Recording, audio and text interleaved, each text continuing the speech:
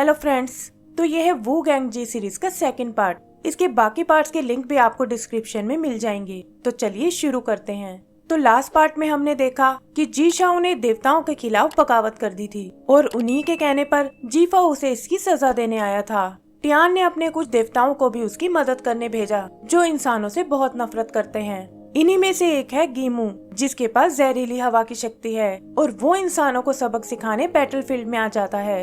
वो सैनिकों पर अपनी जहरीली हवा छोड़ता है जिससे उनका शरीर काला पड़ने लगता है और दम घुटने से वो लोग मरने लगते हैं। जीफा भी ये देखकर घबरा जाता है और अपने लोगों को वापस आने को कहता है।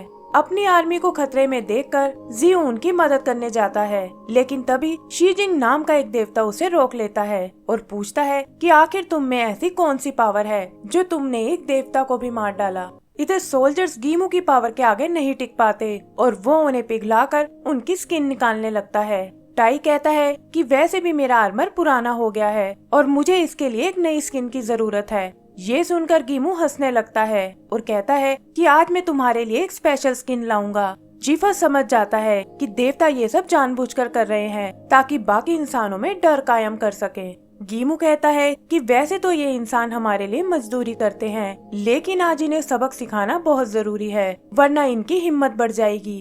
तभी उसकी नजर एक ऐसे सोल्जर पर पड़ती है जो इतनी मुश्किलों के बाद भी खड़ा हुआ है और वो कहता है कि ये टाई की आर्मर के लिए एकदम परफेक्ट है। फिर वो उस पर हमला करने जाता है, लेकिन सब ये देखकर चौंक जाते हैं कि किसी ने गीमू का हाथ काट दिया है। गीमू दर्द से चिल्लाने लगता है और देखता है कि उसके पीछे जी शाओ खड़ा है। वो गीमू से कहता है कि ये तुम्हारी आखिरी गलती थी और अब तुम्हारा खेल खत्म हो चुका है। यही हम देखते हैं कि जी शाओ ने अपने पिता से प्रॉमिस किया था कि एक दिन वो टियान को सबक जरूर सिखाएगा। बाकी देवता भी ये देखकर हैरान रह जाते हैं और कोई सोचता है कि आखिर इतनी पावरफुल वार से ये कैसे बच गया। गीमू को भी यकीन नहीं होता कि आखिर एक इंसान ऐसा कैसे कर सकता है। और तब जी शाओ कहता है कि तुम्हें अपनी ताकत पर बहुत घमंड है, लेकिन आज मैं कुछ ऐसा करने वाला हूँ जिससे लोगों में तुम्हारा डर खत्म हो जाएगा। गीमू ये सुनकर गुस्से से पागल हो जाता है और कहता है कि आज तुम्हें इसकी भयानक सजा मिलने वाली है। फिर वो अपनी पावर से कुछ कीड़ों को पैदा करता है और वो सब जी शाओ को घेर लेते हैं। टाई को भी लगता है कि ये इंसान इनका मुकाबला नहीं कर सकता और गीमू उन्हें जी शाओ पर अटैक करने को बोलता है।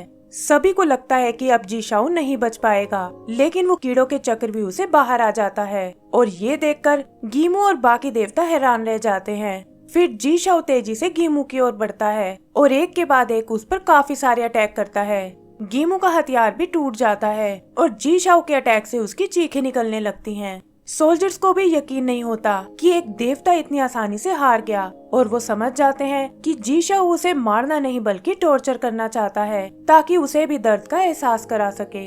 जीफा उसकी हिम्मत देखकर बहुत इम्प्रेस होता है और मन ही मन सोचता है कि इससे देवताओं की इज्जत मिट्टी में मिल जाएगी। इधर डाजी वू गैंग को अपनी सच्चाई बताती है कि कैसे हेवन में सब उसे जिनयू के नाम से जानते थे और वो वहाँ अपनी सिस्टर शिनयू के साथ रहती थी। फिर एक दिन उसकी मुलाकात जी शाओ से हुई जो देवताओं से बहुत नफरत करता था, लेकिन डाजी ने उसे समझाया कि सभी देवता एक जैसा नहीं सोचते। फिर वो उसके साथ शैंग किंगडम में आ गई और उसने अपनी लाइफ वहीं बिताने का फैसला कर लिया। वू गैंग पूछता है कि अगर आप एक देवी हो तो मुझे इस बारे में फील क्यों नहीं हुआ, जिस पर डाजी बताती है कि उसने अपनी पावर्स को छुपा कर रखा था क्योंकि उसकी बहन और दूसरे देवता इससे उसे ढूंढ सकते हैं। ये सुनकर वू गैंग को गुस्सा आ जाता है और वो कहता है कि मैं अपनी लाइफ एक प्रिंस की तरह जीना चाहता था, लेकिन कुछ गुलामों के लिए आप लोगों ने सब कुछ दांव पर लगा दिया। डाजी उसे समझाती है कि तुम्हारे पिता एक बहुत अच्छे इंसान हैं और उन्होंने अपने लोगों की प्रॉब्लम को करीब से देखा है। उन्होंने देवताओं का ऑफर भी इसीलिए ठुकरा दिया ताकि वो लोगों को गुलामी से बचा सके। वू गैंग कहता है कि उन गुलामों को जीने का कोई हक नहीं है क्योंकि वो मुझे जान से मारना चाहते थे और वैसे भी वो अपने राजा से नफरत करते हैं। डाजी उसे अपने पिता पर यकीन रखने को बोलती है और कहती है कि एक दिन तुम उनकी महानता को जरूर समझ जाओगे।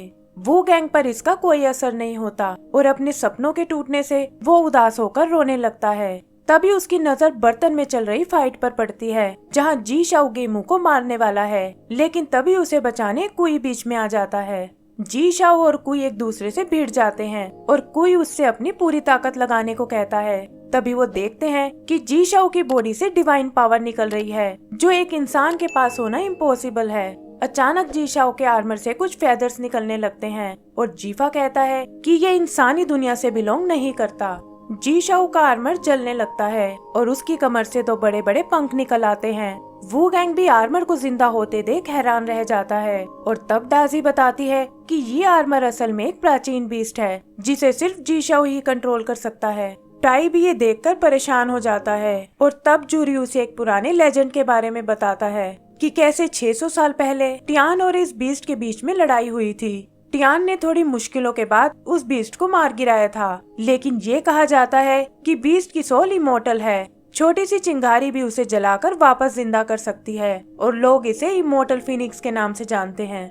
वू गैंग इस बारे में डाजी से पूछता है और वो उसे 600 साल पुरानी एक कहानी सुनाती है जो शैंग के पहले राजा चैंग के बारे में है।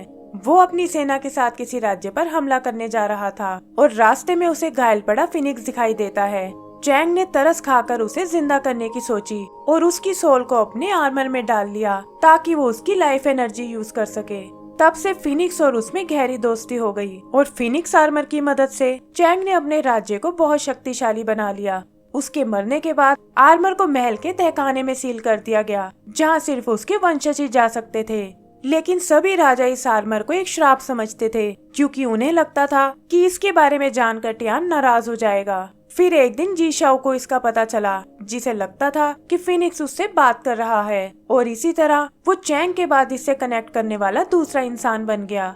यहाँ से सीन वापस प्रेजेंट में आता है, जहाँ जी शाओ अपनी फिनिक्स पावर को समन करता है और ये देखकर वहाँ मौजूद सब लोग हैरान रह जाते हैं। वू गैंग फिनिक्स की पावर्स के बारे में पूछता है और डाजी बताती है कि फिनिक्स 600 सालों से खुद को हील कर रहा था और वो भी नहीं जानती कि जी शाओ के साथ मिलकर वो क्या कर सकता है। इधर जी शाओ देखता है कि कुई का दिल जोर से धड़क रहा है और वो कहता है कि यही डर मैं देवताओं में देखना चाहता था। फिर वो कुई पर एक जोरदार अटैक करता है और कुई भी समझ जाता है कि ये लड़ाई मुश्किल होने वाली है। इधर शी जिंग भी दीवार तोड़कर बाहर निकल आता है और जियो से कहता है कि मैंने तुम्हारे बारे में बहुत सुना है, लेकिन अफसोस कि आज तुम मरने वाले हो। जियो उसे एक नजर अपने दोस्तों पर डालने को बोलता है जो जी शाओ के सामने नहीं टिक पा रहे और कहता है कि तुम्हें उनसे कुछ सबक लेना चाहिए। शी जिंग कहता है कि मुझे इन सब से कोई फर्क नहीं पड़ता, क्योंकि मैं यहाँ देवताओं को सर्व करने नहीं आया हूँ। फिर वो उसे लड़ाई के लिए चैलेंज करता है और जियो भी उसका सामना करने के लिए तैयार हो जाता है। उधर कुई और जी शाओ आमने सामने आ जाते हैं और सोल्जर्स को लगता है कि शायद जी शाओ एक मॉन्स्टर है और इसीलिए वो देवताओं का सामना करने की हिम्मत दिखा रहा है। जुआन को यकीन नहीं होता कि फिनिक्स एक बार फिर सामने आ गया है और वो कहता है कि टियान ये जानकर बहुत खुश होगा। यहाँ से सीन ड्रैगन पर फोकस करता है और पता चलता है कि उसके मुंह में खुद टियान बैठा हुआ है, जिसके साथ डाजी की बहन शिन्यू भी है। टियान फिनिक्स के वापस आने से सोच में पड़ जाता है और शिन्यू से पूछता है कि क्या ये भी भविष्यवाणी का हिस्सा है। शिन्यू बताती है कि भविष्यवाणी में तुम्हारा अंत एक इंसान के हाथों लिखा है, जिसके पास फिनिक्स की शक्ति होगी और इससे देवताओं का राज खत्म हो जाएगा और सारे गुलाम आजाद हो जाएंगे। वो आगे बताती है कि देवता भी उस इंसान के आगे नहीं टिक सकते और ये सुनकर टियान परेशान हो जाता है। इधर जी शाओ कुई पर हमला करने आगे बढ़ता है और कुई देखता है कि फिनिक्स की चिंगारी उसे जलाने की कोशिश कर रही है। टाई समझ जाता है कि कुई ज्यादा देर तक नहीं टिक पाएगा और वो जूरी को लेकर उसकी मदद करने जाता है। दूसरी तरफ हम शी जिंग और जियो की फाइट देखते हैं, जहाँ शी जिंग अपनी पावर से कुछ वुल्फ्स को बुलाता है। वो जियो से उसकी तलवार के बारे में पूछता है और कहता है कि खाली हाथ तुम इनका मुकाबला नहीं कर सकते। फिर वो मिलकर जियो पर अटैक करते हैं और हम देखते हैं कि जियो के हाथ में अचानक एक तलवार आ गई है। वो उन सभी वुल्फ्स को मार डालता है और ये देखकर शी जिंग हैरान रह जाता है। तब जियो बताता है कि मुझे तलवार लेकर चलने की कोई जरूरत नहीं है, क्योंकि वो सब तो मेरी की एनर्जी से बनती है। ये कहकर वो एक तलवार शी जिंग के आर पार कर देता है और उसकी आर्मी ये देखकर खुश हो जाती है। इधर तीनों देवता मिलकर भी जी शाओ को नहीं रोक पाते और वू गैंग को अपने पिता की वीरता पर यकीन हो जाता है। जीफा भी मन ही मन जी शाओ को सपोर्ट करता है ताकि देवताओं को एक करारा जवाब मिल सके। जीफा का एक सोल्जर देखता है कि उसका साथी रो रहा है और वो बताता है कि एक छोटी सी गलती पर एक देवता ने उसकी बेटी को मार डाला था और अब उनकी ऐसी हालत देखकर उसे बहुत खुशी हो रही है।